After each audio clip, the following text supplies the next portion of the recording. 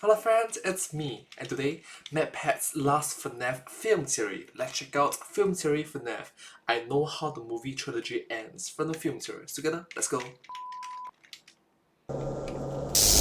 Film theory. Hello Internet, welcome to Film Theory, the show Hello Internet, welcome to Film Theory. that deserves its own semi-canon novelization. Friends, it feels like some sort of cruel joke. The Five Nights at Freddy's movie came and went from theaters. It was fun. It did great financially and we all had ourselves a grand old time. We It moved was a successful movie.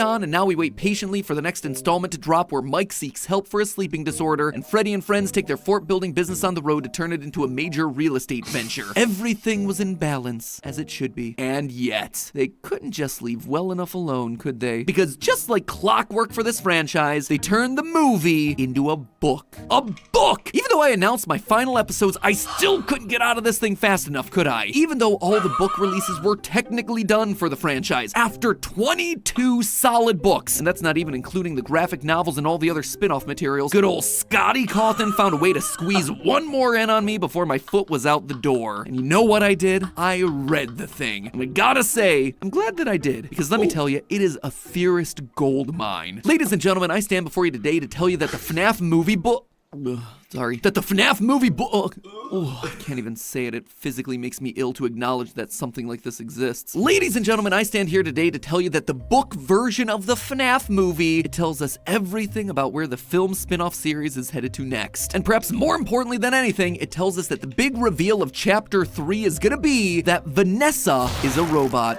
Yeah, I know. You may now commence throwing things angrily at your computer monitor. So while you're busy How she was hospitalized in the first movie. How?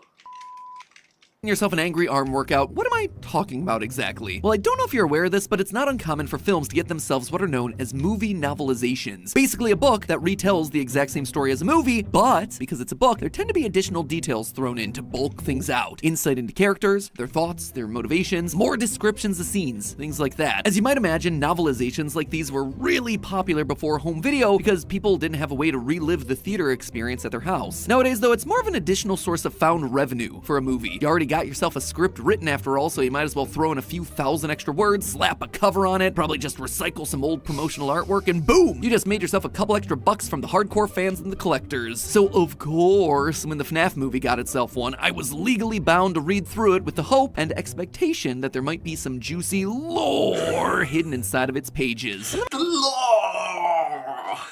I tell you, I was not disappointed. It was like experiencing the movie through some sort of weird multiverse. For instance, I am actually in the book. Well, Ness, my character from the movie. The catchphrase is in there and everything. It is really cool. I'm described as a, quote, tall, lanky, auburn-haired teen. I appreciate that book. You know what they say, the camera adds 10 pounds, but the novelization... A teen! Bro is the father, a 30 plus years old father. He's gonna be 40 plus years old soon.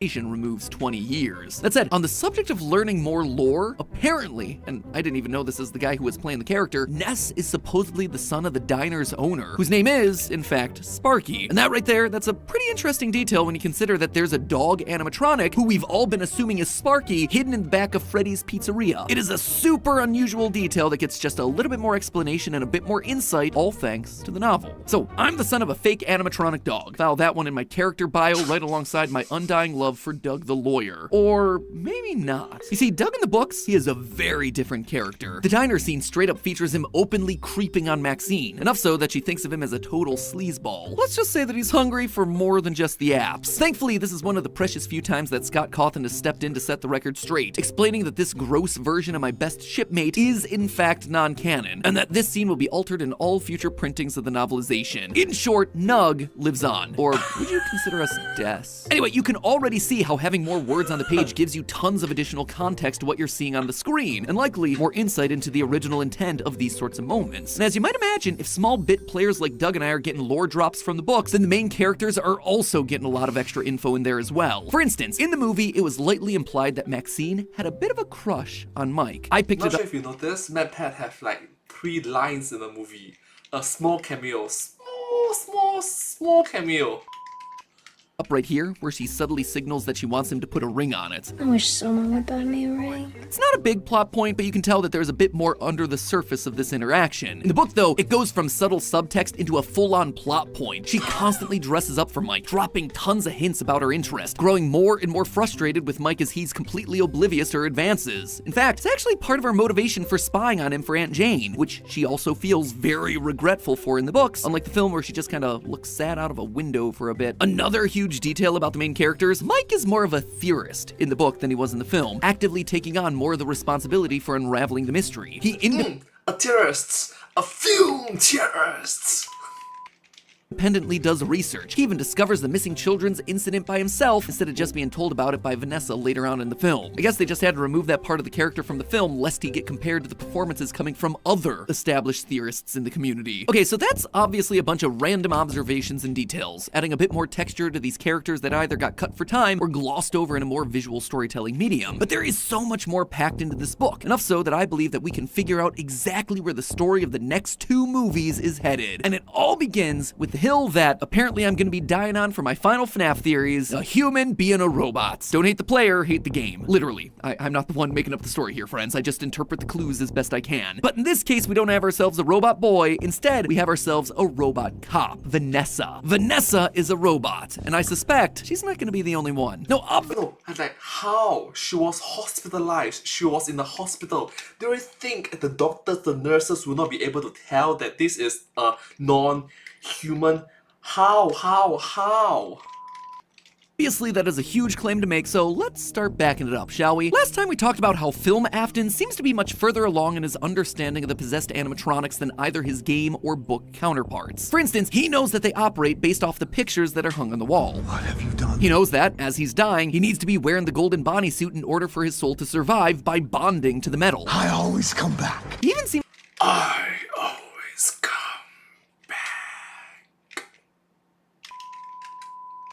to have a rudimentary understanding of Remnant based on the existence of that weird torture Freddy mask. I mean, seriously, these animatronics are not inventing a device like this. It has to have been man-made. In fact, the novelized version of the movie's Cold Open suggests exactly this. If you read the prologue of the book very closely, you learn that Bob, the security guard whose death opens the film, had already figured out that he was nothing more than a lamb for the slaughter in this job. First, his internal monologue acknowledges that he had been hired to guard the pizzeria. It's written expressly in sarcastic scare quotes there, showing that he knows very well that the job was never meant to be real. And as he's being dragged to his death by the animatronics, he passes by the kid's drawing of Afton holding the kid's hands. And we read that bile fills his throat in this moment. He knows that that picture, and the rabbit specifically, is the reason that he's currently fighting for his life. In short, the extra details in the prologue of the novelization strongly suggest that Afton is actively hiring guards to this pizzeria to harvest a remnant from them so he can continue on with his experiments. And he's using his control over the animatronics to help make all of this happen. And That's messed up, man. That's evil,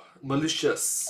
because of that, despite this being an adaptation of one of the earliest FNAF stories, Film Afton is likely already tinkering with much more advanced animatronic technology. Again, look no further than the cold open of the novel. The torture Freddy mask isn't just an old repurposed Freddy head like it is in the movie. Instead, it's described like this. Quote, "The two halves of the bear face peeled back like the wings of a beetle, expanding outward. As the fur parted, spinning robotic mechanisms filled Bob's vision." This description of how the mask operates, with pieces that split apart and fold out, is actually much more fitting of a different generation of animatronic, the Funtime animatronics. And what do we see in FNAF 5? The game where these Funtimes take center stage? Down in Afton's bunker, we see articulating humanoid robot heads, eyes constantly blinking. They're alive, and they're watching us. And these aren't just set decorations either. These heads are important enough to have been directly called out by the FNAF character encyclopedia. In the game prior, FNAF 4, Afton's final line was, "I will put you back together." And in FNAF 5, we see exactly that. A bunker made by Afton full of robotic humanoids. A mad scientist of a man trying to use his robotic skills to bring a human back to life, to put his loved ones back together, literally. Going back. That's messed up, bro. Back to the movie, this is likely why we see a humanoid animatronic with teeth, silver eyes, and an arm with 5 articulated human fingers buried in the parts and services room. It's not just an Easter egg put there from scraps laying around the Jim Henson office. This looks like it's a first-generation robot person. So we have an Afton that's already harvesting and experimenting with Remnant at the beginning of this film. And we know that there's a human-shaped robot buried in the parts and services room that suggests that he might have been working on some sort of human prototype. That right there, though, is still a long way away from creating a convincing enough robot that it's able to fool literally everyone around it. And why then would it be Vanessa, of all people? Well, the first thing I'd like to talk about here is actually something that jumped out to me the first time I watched the movie: the performance of Vanessa's actress, Elizabeth Lale. Something that— But you must recognize that she was hospitalized. She was in a hospital. That means professional nurses, doctors take a look at her body and say that, definitely a human, not a robot. I noticed throughout the movie was how aloof and disconnected Vanessa seemed. Her voice was always flat, her character almost always stoic. The new security guard? Yeah. You're bleeding, by the way. You and Abby, you still have each other.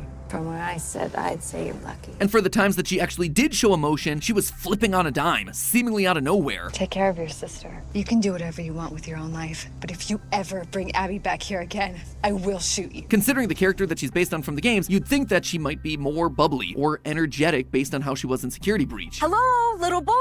If you're down here, say something. Hey, little man, do you know what time it is? The doors are open. Why are you still here? And this isn't meant to be some sort of critique on Elizabeth Lale's performance or anything like that. We know that she's a talented actor. I mean, just check out some of the clips of her playing Anna in the show Once Upon a Time. He's Prince Charming, and you're Snow White, and those things sound terrible, but they also sound romantic. What is that amazing smell?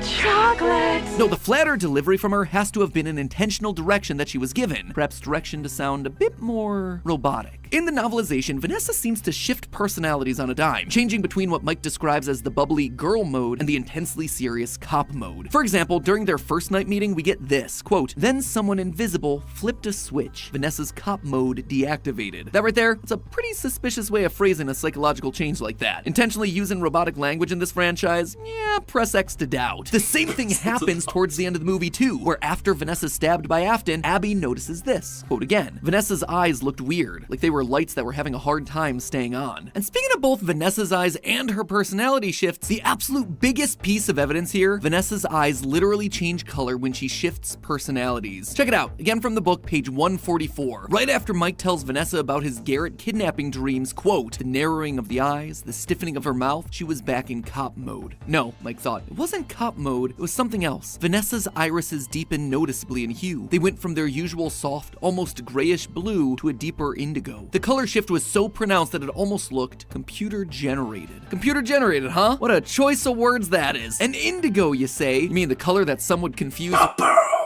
with purple? But perhaps the single most telling part of this little paragraph comes in the final line. It was enormously disquieting. Mike felt like he was watching a human turning into, and then he...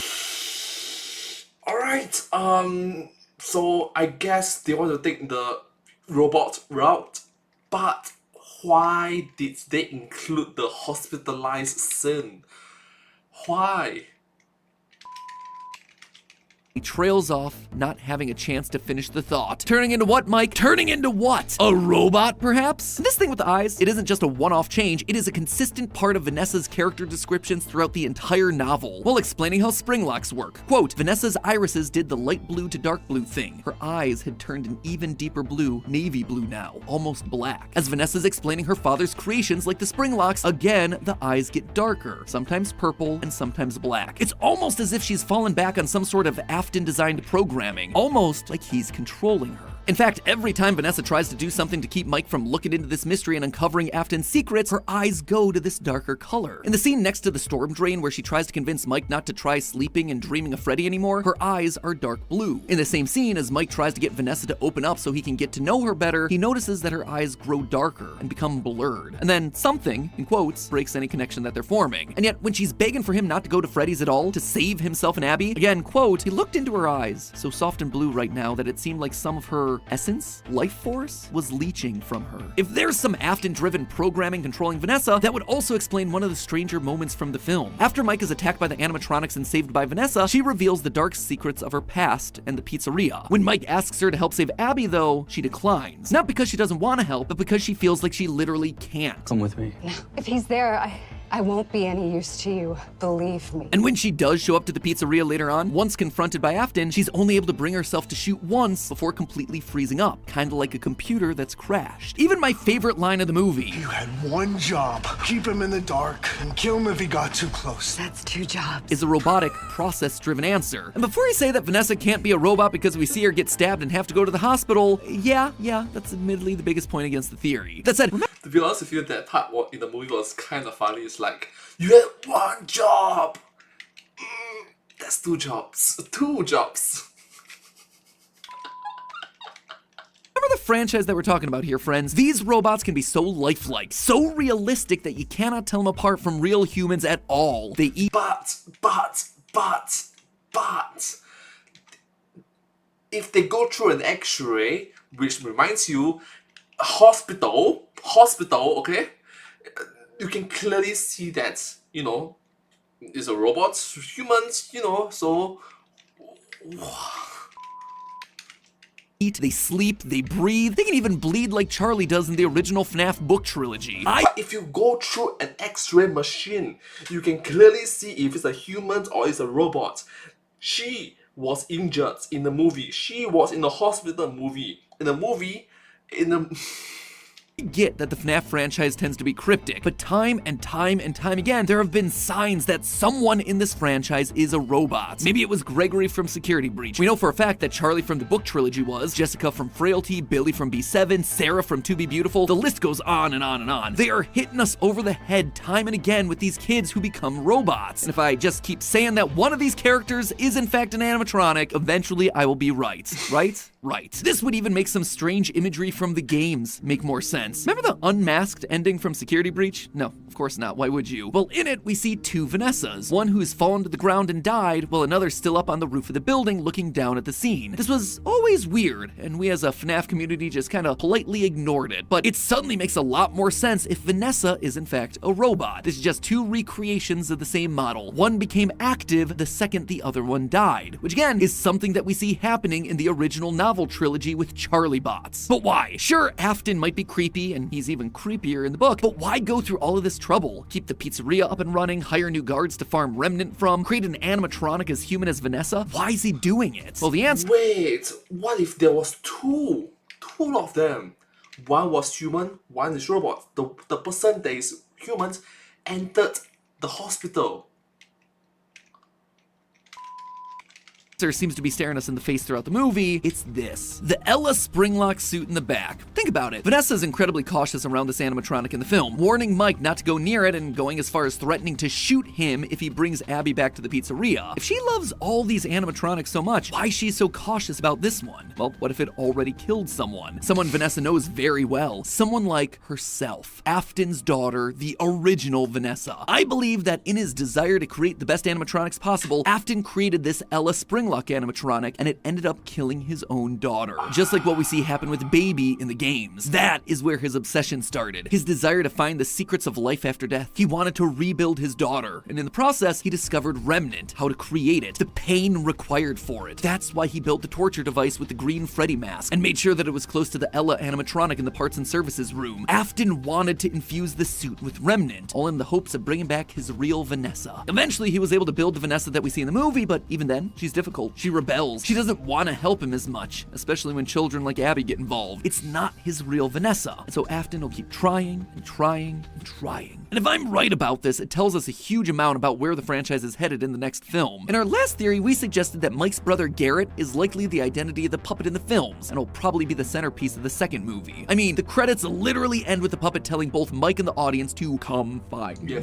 However, this is gonna be a problem for Mike, Abby, and Vanessa. You see, Afton has a strange connection with Garrett. In the book, Garrett actually appears in the pizzeria during the final battle, luring Mike to a more secluded area area where Afton can ambush him. Afton has control over Garrett's spirit in the scene, enough so that Garrett literally melts into the shadows that Afton emerges from. Quote from the book, "It was as if Garrett became part of the gloaming under the archway. He was there, and then he was something else." In Garrett's place, someone in a rabbit costume appeared. Not just someone, a man. So if Afton controls Garrett's spirit, it's likely that the puppet is going to be the villain of the second film, creating a whole new conflict for Mike to overcome. And then if the third movie follows the third game, an undead Afton will be back as the main antagonist, with the grand reveal that he's been able to make robot people the entire time. Vanessa will be revealed to be a robot, and Afton will tempt Mike with exactly what he wants. He could put Garrett back together as a robot kid, exactly the way Mike remembered him as a child, just as Afton did with his daughter. All Mike has to do is help Afton with his evil experiments, and Mike then will be left with a choice. Just how badly does he want his brother back? Guess we'll have to watch the movie, and then read the corresponding 8-book series released afterward to find out. But hey, even though Vanessa might be mechanical, there's one thing I know she'd be able to appreciate. The sponsor of today's episode, Air Up, the water Thank you so bottle that much. hacks Thank your you. brain. Listen, at this point, if you've been watching any Fierce content for the past year, you know what's up with these guys and how much we love Air Up. Air Up water bottles have become a staple across the office, and I don't actually know if anyone in the company doesn't own one at this point. And honestly, why wouldn't they? Air Up has completely changed the way that we drink water by tricking our brains into thinking it has flavor, all without any sort of weird pizzeria magic at play. See, our senses are more connected than you might think, especially when it comes to smell and taste. And Air Up water bottles use this to their advantage by using smell to influence what you're tasting. Their water bottles have these straws that can be equipped with scent pods, and when you drink through the straw, air also pulls the smell of the scent pod into your mouth. That scent hits the back of your nose, and bam, you taste what you're smelling through the straw, all without any sorts of artificial flavoring or chemicals. No need for one of Afton's magical sci-fi creations here, my friends. This is all real science that really works. Steph and I recently gave up both sugar and caffeine for weeks during the month of January, and Air Up's cherry cola flavor pods really came in clutch for me during those soda withdrawals. Also, Air Up has these awesome steel bottles that have higher capacity and stay cool longer. These guys are now my default anytime I need to hydrate in my day-to-day life. So if you're looking to completely change how you hydrate yourself, go check out the link in the description to go see what Air Up has to offer. You will not be disappointed. Once again, thank you to Air Up for sponsoring this episode, and as always, my friends, I'll see you next week. Well, thank you so much for watching this video. But hey, that's just a theory. A film theory. Thanks for watching. But hey, that's just a theory. A film theory. And cut. And I hope to see you all in my next video. Thank you so much. Subscribe.